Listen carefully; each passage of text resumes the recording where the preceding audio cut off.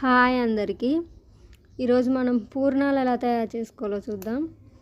ముందుగా ఒక గ్లాస్ శనగపప్పుని బాగా కడుక్కొని కుక్కర్లో వేయాలి. కొన్ని వాటర్ పోసుకొని అది కొంచెం మెత్తగా ఉడికేంత వరకు కుక్కర్లో వేయాలి. తర్వాత మనం ఒక సరిపోయేంత బెల్లాన్ని తీసుకొని పెద్ద పెద్ద ముక్కలు లేకుండా చిన్నగా తురుముకోవాలి.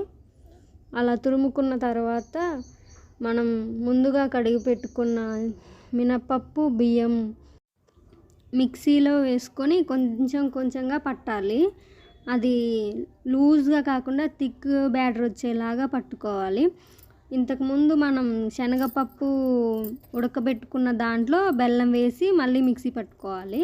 అలా అయిపోయిన తర్వాత ఒక కళాయిలో నూనె పోసుకొని శనగపప్పు ఉండలు చేసి మన బియ్యం బ్యాటర్లో ముంచి కొంచెం థిక్గా దానికి పిండి అంటుకునే విధంగా ముంచి నూనె వేడిగా అయిన తర్వాత అందులో వేసుకోవడమే. అలా వేసుకునేటప్పుడు లోపల ఉన్న శనగపిండి బ్యాటర్ అనేది బయటికి రాకూడదు.